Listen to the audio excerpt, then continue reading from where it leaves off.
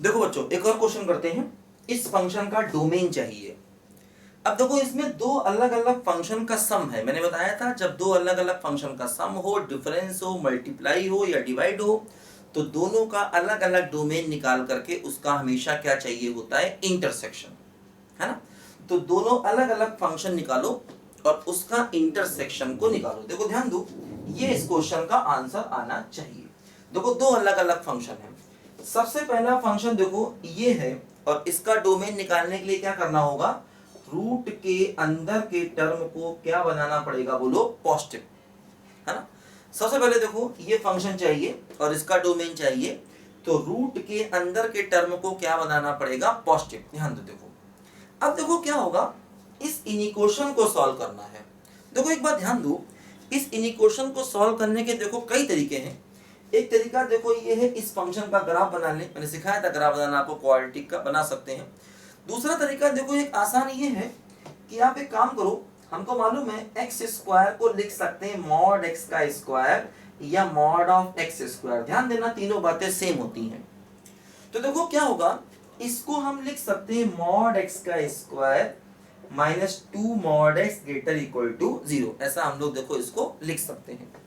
अब देखो एक काम करें, मॉड एक्स को अल्फा मान लिया जाए। मॉड एक्स को मान लीजिए हम अल्फा मान लें, तो क्या हो जाएगा, देखो ये alpha square minus 2 alpha greater equal to 0 हो जाएगा। Alpha square minus 2 alpha greater equal to 0 हो जाएगा। देखो अब इस इक्वेशन को सॉल्व कर लें, जो कैसे, अल्फा कॉमन लिया, alpha minus 2 greater equal to 0 हो गया। एक नंबर लाइन को बना दिया, अल्फा की वैल्यू 0 आ गई, अल्फा की देखो वैल्यू 2 आ गई। अब होगा देखो ऐसे, क्या होगा यहाँ पर देखो पॉजिटिव, निगेटिव और पॉजिटिव। अब इक्वल है तो दोनों जगह डॉट लगा देंगे, यहाँ भी डॉट लगा देंगे और देखो यहाँ भी डॉट लगा देंगे, दोनों जगह इक्वल है। अब हमें क्या चाहिए, बोलो पॉजिटिव चाहिए। तो पॉजिटिव का मतलब क्या हुआ, देखो अल्फा की वैल्यू क्या हो जाएगी, बोलो लेसर इक्वल टू 0 हो जाएगी या अल्फा ग्रेटर इक्वल टू 2 हो जाएगा। ध्यान दो, अच्छा अल्फा मतलब अल्फा की वैल्यू देखो यहाँ से आएगी, क्योंकि जो इनिक्वेशन है वो अल्फा में है, तो वेविकर मेथड से जो आंसर आएगा वो अल्फा का ही तो आएगा, ठीक। तो अल्फा 2 से बड़ा या 0 से छोटा।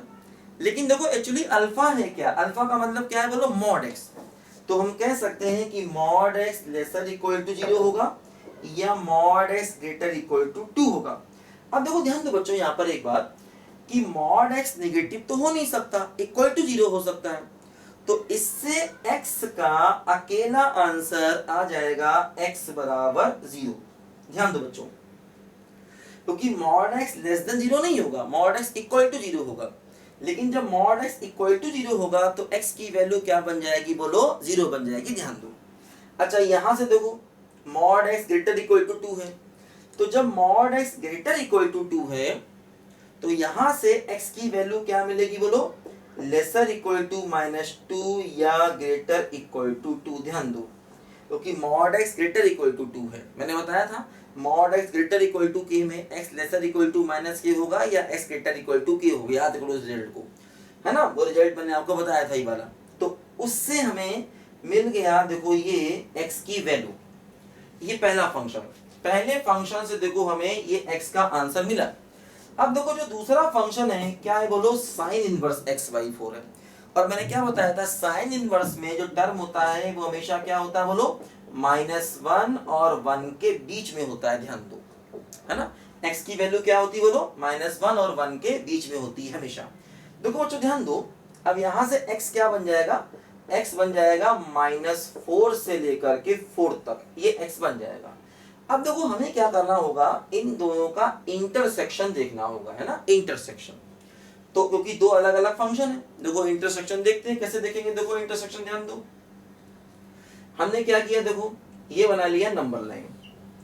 अब देखो यहाँ पर x कहां से कहां जाएगा, बोलो -4 से +4 जाएगा। तो देखो x की वैल्यू हो गई क्या, -4 से लेकर के +4। देखो ध्यान दो, ये हो गया। ये x क्या है, बोलो -2 से कम। तो -2 से कम का मतलब पीछे, या 2 से ज्यादा। 2 से ज्यादा का मतलब क्या हो गया, बोलो आगे, है ना। तो -2 से कम हो गया या ये 2 से ज्यादा हो गया। और x की वैल्यू क्या हो गई बोलो, -4 से लेकर के +4 हो गई।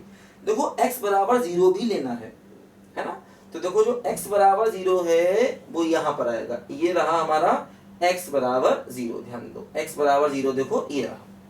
तो अब देखो दोनों में कॉमन, देखो कॉमन क्या है, देखो -4 से -2 तक कॉमन है, और -4 भी दोनों में है, लेना पड़ेगा, -2 भी दोनों में है, लेना पड़ेगा। तो हमारा आंसर देखो क्या बना, हमारा आंसर देखो यहाँ पर क्या बना, -4 से -2, इधर भी क्लोज है इधर भी क्लोज है, दोनों में देखो -4 पर डॉट है, मतलब -4 दोनों में कॉमन है, लेना पड़ेगा, -2 भी दोनों में कॉमन है, लेना पड़ेगा।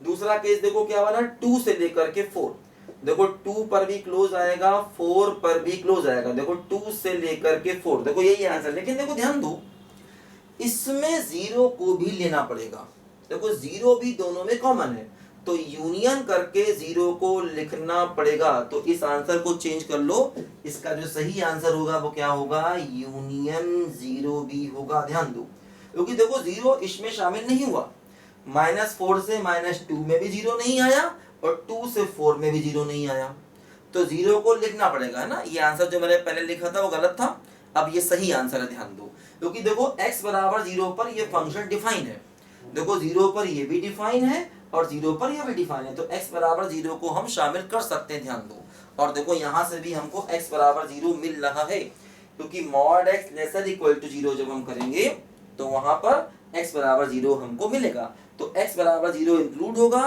तो हमने यूनियन करके उसको अलग से लिख दिया, और यहाँ पर देखो यही अपना फाइनल आंसर आ गया, है ना। तो लिखो सब बच्चे ध्यान से इसको जरा देख करके।